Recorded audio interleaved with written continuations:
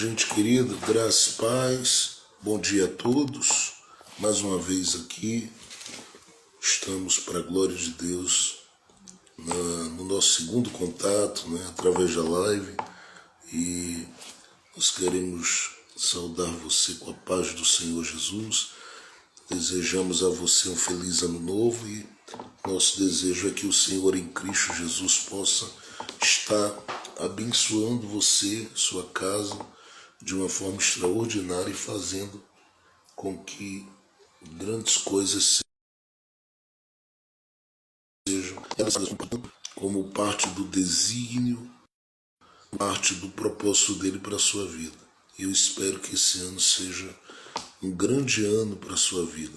Não importa como começou, eu espero que o Deus do céu, que é o Deus que cumpre suas promessas, ele possa te instruir, te orientar e te dar graça suficiente para você prosseguir e atentar e entender aquilo que é o propósito dele para a sua vida. Apesar de que eu sei que muitas coisas elas têm vindo ao seu encontro ao longo desses anos da sua vida, todas elas com o objetivo de forjar o seu caráter, todas elas com o objetivo de te preparar, todas elas com o objetivo de fazer de você um homem e uma mulher pronto para viver aquilo que o Senhor projetou. E eu acredito que o Deus do céu continuará te ajudando, te dando graça e força para viver aquilo que Ele tem para você.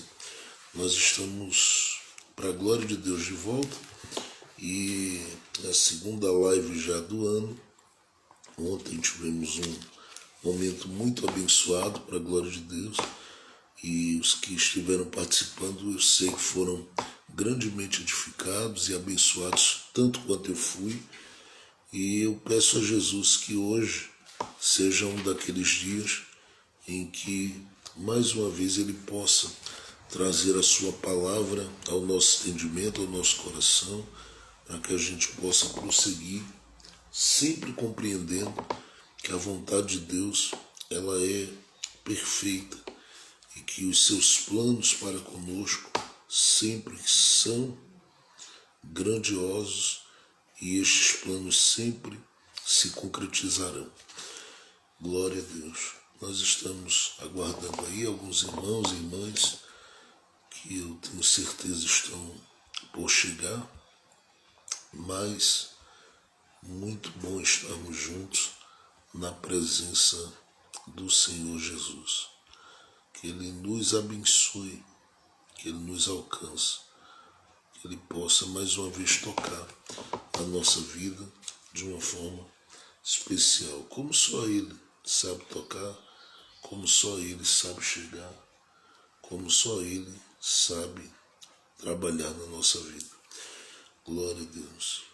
Nós vamos dando aí alguns segundos para aqueles que estão chegando e vamos preparando o nosso coração para meditarmos.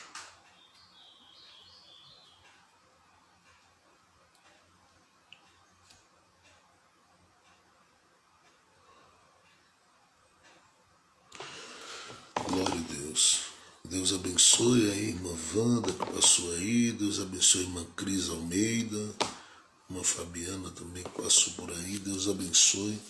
Vocês tenham um dia muito abençoado mesmo, para a glória do nome do Senhor Jesus. Glória a Deus. Glória a Deus. Nós vamos tomar a palavra de Deus e vamos ler no Evangelho de Jesus, conforme escreveu Lucas.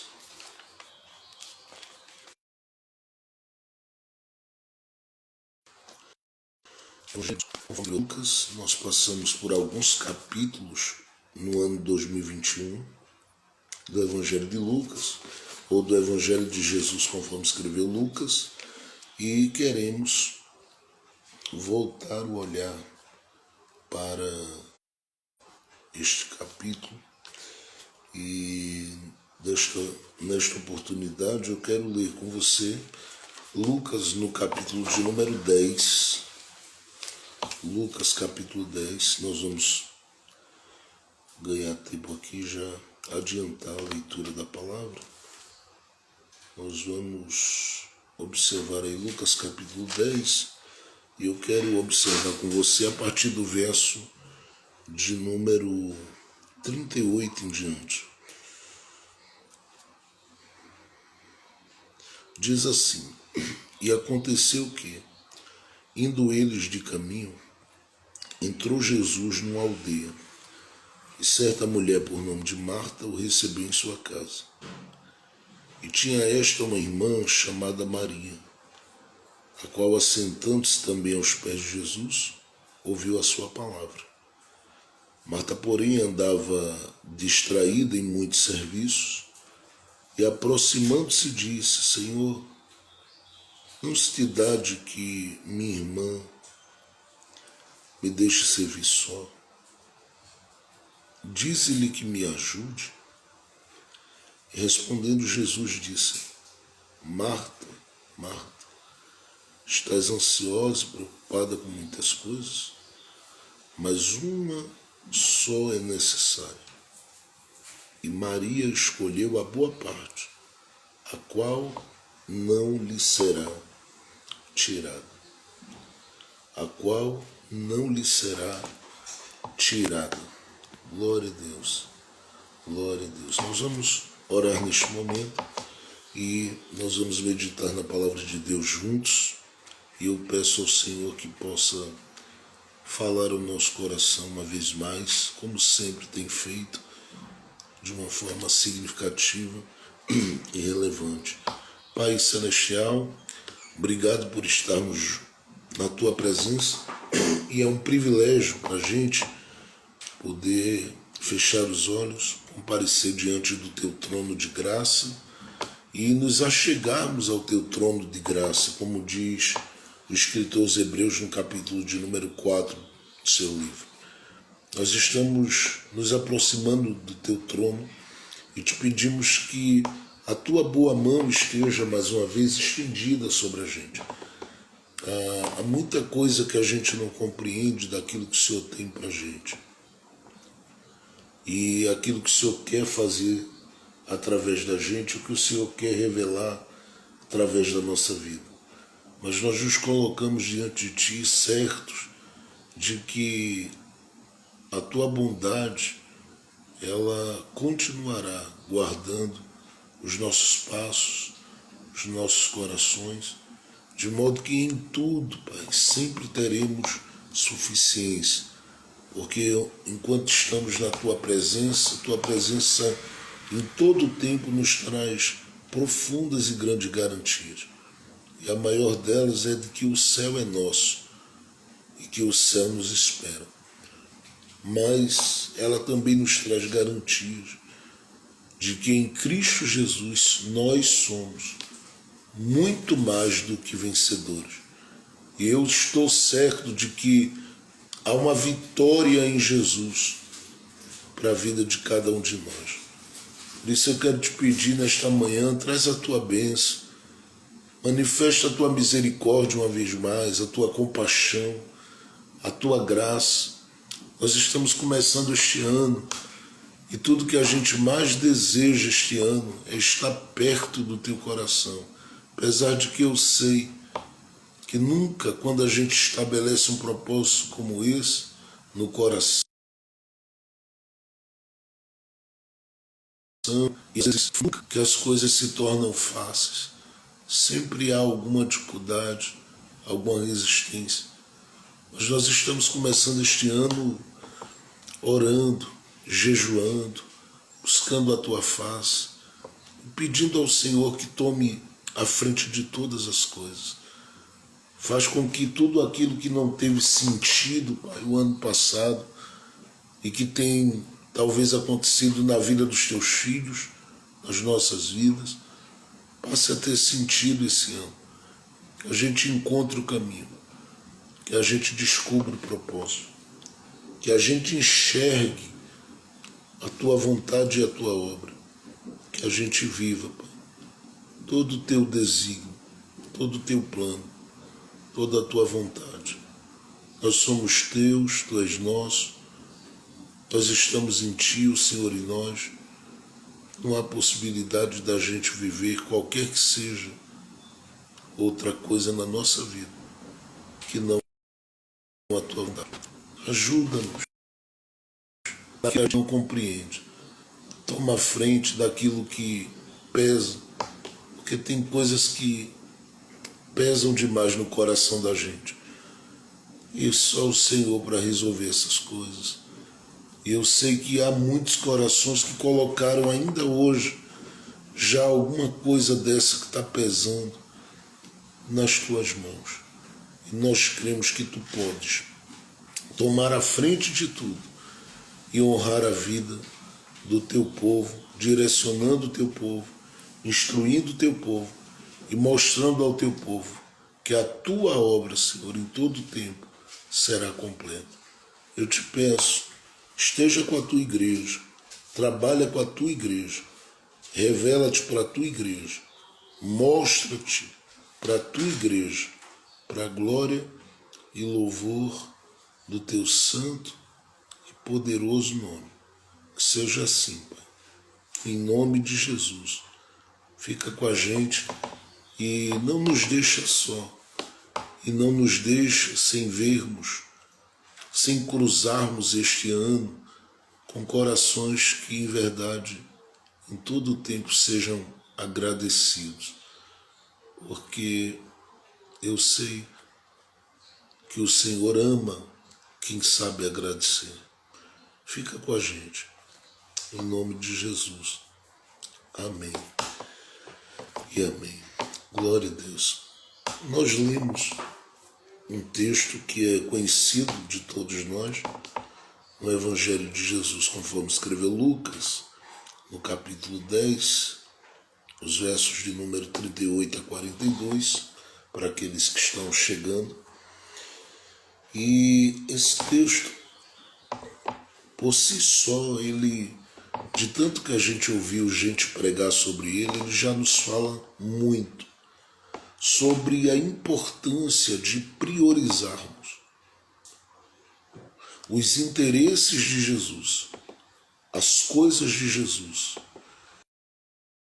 e tudo aquilo que está à vontade de Jesus em detrimento das nossas coisas, que são as coisas do dia a dia.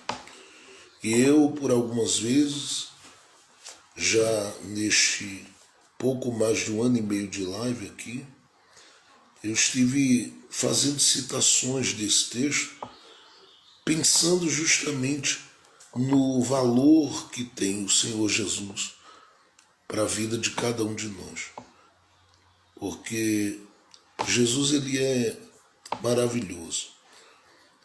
E a maravilha da graça que é revelada na pessoa de Jesus, ela nos coloca diante de um Deus que nos ama tanto, ao ponto de chegar tão perto da gente e fazer com que a gente possa discernir sua voz, perceber sua presença e até mesmo ser tocado por sua graça. Até porque o evangelista João, no capítulo de número 1, no verso de número 14, quando ele faz menção à pessoa de Jesus, ele diz que o Verbo se fez carne e habitou entre nós. E ele diz que este que habitou entre nós, eu gosto dessa expressão porque o que aparece aí é tabernaculou entre nós, estabeleceu o seu tabernáculo, estabeleceu-se como o templo, estabeleceu-se como aquele que transitou, que andou, que caminhou entre nós. Este verbo que se fez carne e habitou ou tabernaculou entre nós, ele revelou, segundo João diz, glória àqueles que estiveram com ele. E ele diz, vimos a sua glória. como a glória do unigênito do Pai, cheio de graça e de verdade, mostrando claramente que era impossível estar junto dele, andar com ele, caminhar com ele, sem que nesse movimento houvesse uma revelação da sua glória e sem que nesse movimento houvesse uma revelação da sua verdade. Porque os dois alicerces que se apresentam a partir do que Jesus está dizendo é a glória e a verdade. A verdade do Evangelho que foi exposto por ele e apresentado por ele. E a glória que foi repartida, que em João, no capítulo de número 17, verso 22, ele diz que a deu ou compartilhou com os seus discípulos. Então a ideia dele habitar é simplesmente para que onde ele estivesse, houvesse uma reconexão com a verdade que ele traz e com a glória que ele tem para revelar. Só que nem todas as pessoas que estiveram com ele conseguiram perceber isso. E talvez esta lição ou as lições que de forma tão intensa aparece aqui em Lucas, no capítulo 10, verso 38 em diante, elas tenham como objetivo alertar os corações para que compreendam que com relação a Jesus, a ideia não é apenas caminhar com ele, não é apenas estar com ele, não é apenas segui-lo, não é apenas conviver com ele, não é apenas se movimentar em vida com ele, mas a ideia com relação a Jesus é ir muito mais a fundo no caminho. É discernir que enquanto ele está, ele quer que a gente tenha acesso à verdade e acesso à sua glória. Porque vimos a sua glória como a glória do unigênito do Pai. E essa glória revelou graça, essa glória revelou verdade. Então o objetivo dele é fazer com que todo aquele que esteja com ele tenha essa percepção de que onde ele está há uma glória, há uma graça e há uma verdade estabelecida, querendo se revelar, se manifestar, alcançar o entendimento e o coração de quem está com ele. Só que a maior parte das pessoas, ou boa parte delas, que se achegaram a Jesus, e os evangelhos fazem menção disso, inclusive em Mateus capítulo 4, verso 23, nem todo mundo conseguiu ter esse discernimento. Até porque as pessoas que se aproximaram dele, elas tinham, na maior parte das vezes, como objetivo, alcançar um milagre específico. E quantas pessoas se achegavam a ele, recebiam seu milagre e desapareciam? Quantas pessoas se achegavam a ele, e eu falo isso porque houve milagres coletivos, assim como houve milagres específicos e milagres individuais, houve milagres ali coletivos. Mateus, no capítulo 13, ele faz menção disso. Porque havia um grupo de pessoas que, ao chegarem em massa, ao tocarem em Jesus, elas eram curadas, restauradas, elas eram abençoadas. Só que boa parte dessas pessoas que assim foram alcançadas, muitas delas se movimentaram, seguiram seu caminho, sua trajetória e nunca mais apareceram. Primeiro porque elas queriam a aproximação dele apenas por uma necessidade específica que tinham. Segundo porque para elas andar com Jesus compromete a vida, compromete as atitudes, as decisões, as escolhas. E terceiro, porque andar com Jesus leva-nos a entender, a entendermos a importância de abrirmos mão de algumas coisas e cedermos diante dele para que ele possa prevalecer, sobressair, para que ele possa ordenar, comandar, direcionar, instruir. De modo que a nossa vontade andando com ele, ela não existe. Porque ela tem que se sujeitar à vontade dele na nossa vida. E isso é um caos para quem apenas quer um milagre. Então houve muita gente que não conseguiu discernir verdade, glória, graça. E o próprio Jesus sabia disso. Então o que é que ele faz? Ele decide não passar durante os 3 anos e meio do ministério dele apenas pela vida dessas pessoas. Mas ele decide marcar algumas pessoas e não marcar essas pessoas apenas com um milagre, mas deixar no coração dessas pessoas sementes de justiça, como Paulo se refere em 2 Coríntios capítulo 9, e essas sementes trazerem um resultado futuro de grande impacto, não somente para aquelas vidas, mas para a vida de muita gente que estivesse ao redor daquelas pessoas. E é por isso que a gente percebe que o Cristo que é apresentado em Mateus capítulo 4, versos 17 e 23, e que anda na região da Galileia, na beira do lago, nas sinagogas e em outros ambientes ministrando, ele passa a se revelar como o Cristo que invade, que chega e que está em algumas casas. E eu sei que você já leu os evangelhos e já percebeu que não há muitas casas que possam segurar, prender, trazer Jesus para dentro e ele ficar lá. Há algumas casas que ele é quem decide entrar.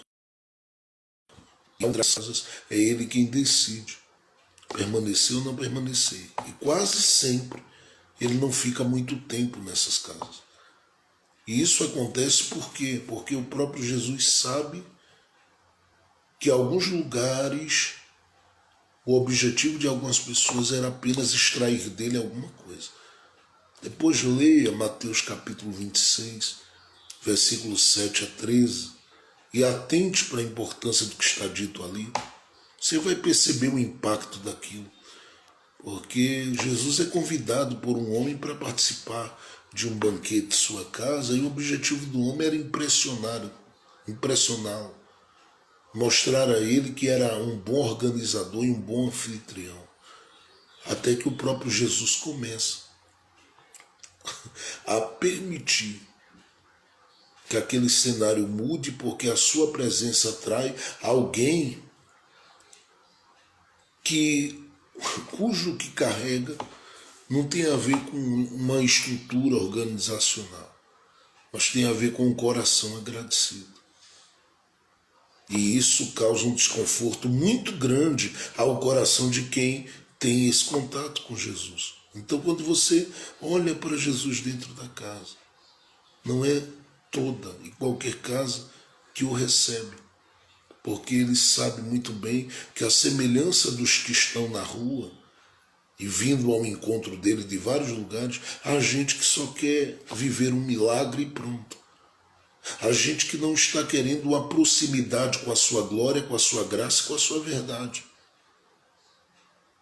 Então, como ele veio para poder, de alguma forma, reconciliar o nosso coração com o Pai e, ao mesmo tempo, revelar do Pai essa graça e essa verdade, ele simplesmente diz, não dá para marcar todo lugar, não dá para estar em todo lugar, não dá para tocar em todas as pessoas, não dá para ministrar sobre todo mundo. E isso não que ele não pudesse, mas porque ele entendia que na medida que ele fazia isso, ele estava dando às pessoas a oportunidade de refletirem quais eram os seus principais interesses na aproximação.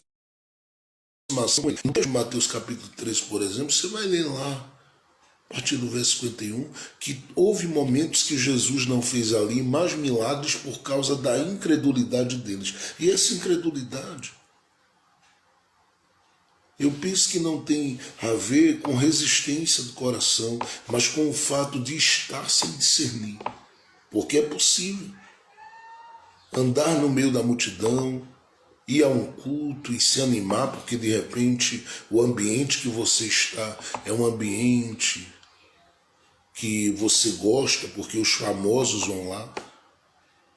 Às vezes o ambiente que você está, você ama estar, porque de repente é um ambiente de muito movimento, mas às vezes se está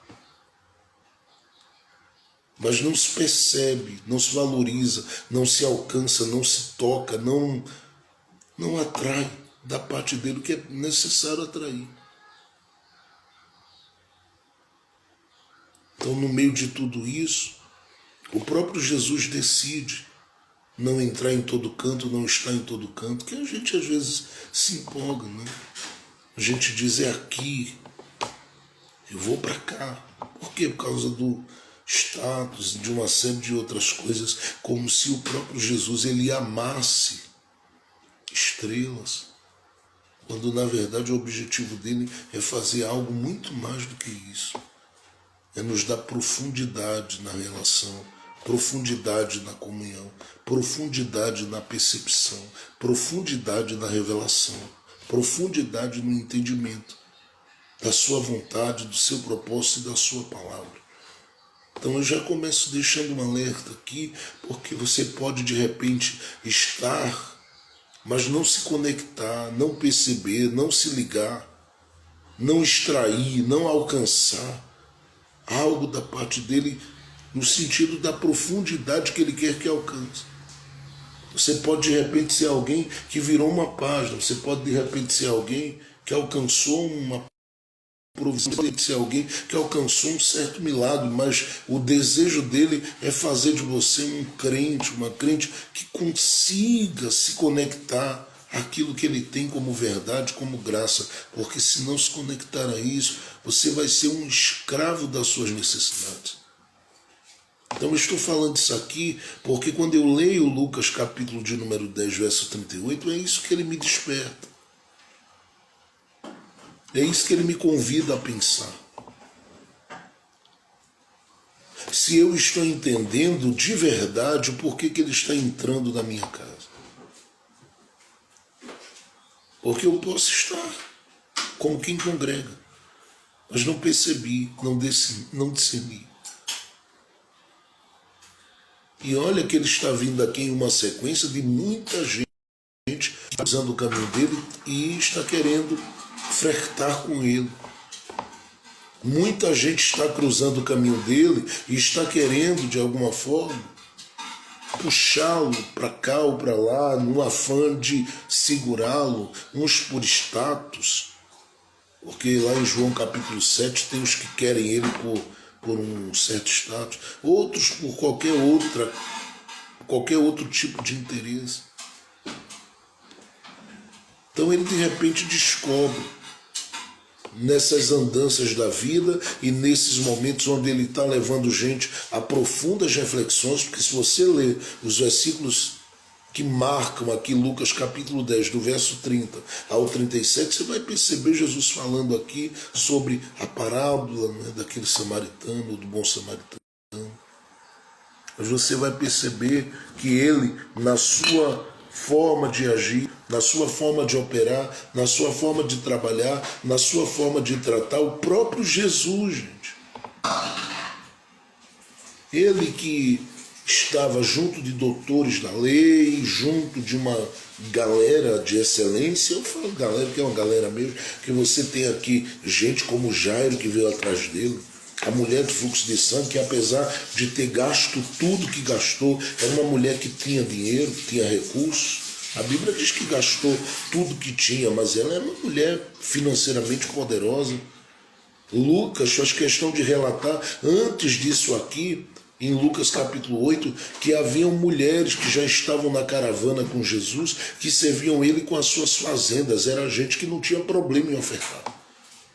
Era gente que, simplesmente pelo fato de ouvir algo da parte de Jesus, o coração era tomado de gratidão e logo diziam, eu preciso ajudar, eu preciso semear, eu preciso ofertar. Faziam isso com muita alegria, é uma coisa impressionante isso.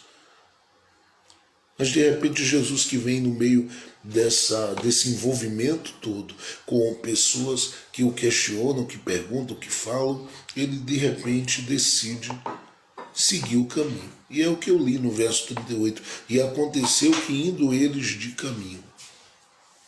E ele simplesmente decide seguir o caminho. É como quem diz, eu vou deixar um pouco essas coisas aqui, que chamam a atenção de todo mundo, que prendem todo mundo, que seguram todo mundo, que amarram todo mundo. Essas coisas aqui, que envolvem aparência, beleza, ou envolve dinheiro, prende, amarra, segura. Ele diz, dá licença, eu vou deixar essa coisa toda aqui, que enche o coração de Judas, que enche o coração de todo mundo, mas não enche o meu coração. E eu vou seguir um pouco adiante. Aí o texto diz que ele, que já está envolvido, segundo Mateus 4:23, em um ambiente onde o seu nome é conhecido, inclusive João capítulo de número 7, a partir do verso 3, você vai lendo em diante, diz que ele já era alvo de discussões, de questionamentos, e já havia gente já discutindo, ele é profeta, ele não é, ele é profeta, ele não é. E quando geralmente as pessoas chegam nesse nível é porque algo de muito forte trouxe um impacto no coração, no sistema, na realidade de vida delas, ao ponto delas olharem e dizerem, a gente precisa descobrir qual é o segredo dele. O que é que ele carrega, o que é que ele tem para andar com tanta graça e fluir tanto nas palavras, na relação, na caminhada, na proximidade, no alcance do coração das pessoas, que ele, sem ter nada, consegue trazer o coração delas para perto. O que ele tem? Então aqui já entra uma série de pessoas querem descobrir qual é o segredo dele, de repente você percebe Jesus rompendo, ao menos por um momento, vínculos com qualquer outra coisa que sustente a esperança e o coração das pessoas com relação a ele, e consegue dizer assim, dá licença, eu vou prosseguir. Dá licença, eu vou caminhar. Dá licença. Eu vou andar, eu vou avançar. E aí você pensa de repente que ele vai para onde? Para um lugar de excelência, conversar com autoridades. Não, o texto diz no verso 38 que indo ele e os discípulos de caminho, diz, entrou Jesus numa aldeia. E aí você percebe uma coisa, que ele entra numa aldeia. E lá aparece essa expressão, e certa mulher. E eu sei, quando você olha para João capítulo de número 11, verso de número 1, você percebe que quando o texto vai falar de Marta e Maria, fala como mulheres que eram consideradas dentro da cidade de Betânia. Mas até então, sabe, até Jesus entrar, a vida delas não ganha o significado que vai passar a ganhar. O texto só diz que o próprio Jesus que ia de caminho entrou numa aldeia e de repente, nessa aldeia, uma mulher. E aí diz assim, uma certa mulher. Certa mulher porque não é nada mais do que isso. O recebeu em casa. E é incrível que agora quem está recebendo ele não está com a euforia da multidão, com o grito da multidão, com uma série de coisas ligadas à multidão, aquela coisa toda que toma o coração da turma do gospel no Brasil e no mundo. Não. É uma mulher que só quer simplesmente que a presença de Jesus se sinta bem na casa